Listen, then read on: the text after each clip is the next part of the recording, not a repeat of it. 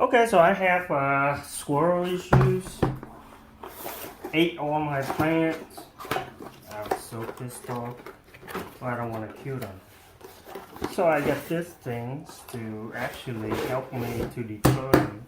Okay, and these are sharp.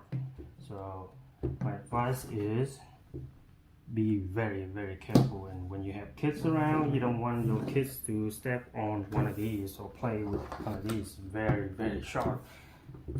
Okay, it hurts. And if you take one off, you can actually snap it off right here in smaller sections, so it's, so you can shape it any ways that you want. Okay, just leave it around your garden. If you get something that they should include something that you can actually mount it down, but anyways, you need to get a stick to poke through here, the holes, just to hold it down so they don't move. Okay, pretty easy to use. The point is very cheap and very effective.